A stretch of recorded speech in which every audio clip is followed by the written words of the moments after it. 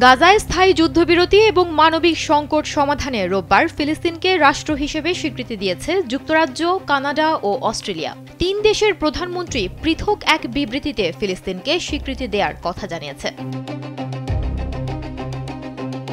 যুক্তরাজ্যের প্রধানমন্ত্রী Keir Starmer বলেন, মধ্যপ্রাচ্যে ক্রমবর্ধমান বিভৎসতার মুখে আমরা শান্তির সম্ভাবনা এবং দ্বিরাষ্ট্রভিত্তিক সমাধানকে বাঁচিয়ে রাখতে কাজ করছি। এখন ফিলিস্তিন রাষ্ট্রকে স্বীকৃতি দেওয়ার সময় হয়েছে।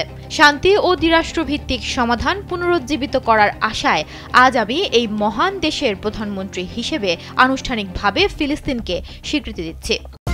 নিন মজাদার গোলমার্ক পপ, চুরমুরে বাইটে ফুরফুরে লাইফ। এদিকে ফিলিস্তিনকে রাষ্ট্র হিসেবে স্বীকৃতি দেওয়ার পর কানাডার প্রধানমন্ত্রী মার্ক কার্নি বলেন, কানাডা ফিলিস্তিন রাষ্ট্রকে স্বীকৃতি দিচ্ছে। এবার যুক্তরাজ্য, কানাডা ও অস্ট্রেলিয়ার পর ফিলিস্তিনকে রাষ্ট্র হিসেবে স্বীকৃতি দিয়েছে পর্তুগাল। বার্তা সংস্থান রয়টার্স রোববার এক প্রতিবেদনে এ তথ্য জানিয়েছে। দেশটির পররাষ্ট্রমন্ত্রী পাওলো র্যাঞ্জেল বলেন, শান্তি প্রতিষ্ঠায় দ্বিরাষ্ট্রভিত্তিক সমাধানই একমাত্র পথ। তবে তিনি এও বলেন, ফিলিস্তিনের স্বাধীনতাকামী গোষ্ঠী কোনোভাবেই গাজার নিয়ন্ত্রণ নিতে পারবে না।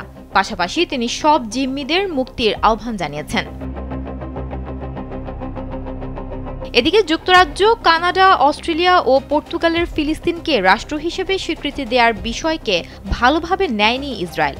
দেশটির প্রধানমন্ত্রী বেনিয়ামিন নেতানিয়াহু বলেন, এর মাধ্যমে সন্ত্রাসবাদকে পুরস্কৃত করা হয়েছে। সুমনা মুস্তফা, কালবেলা।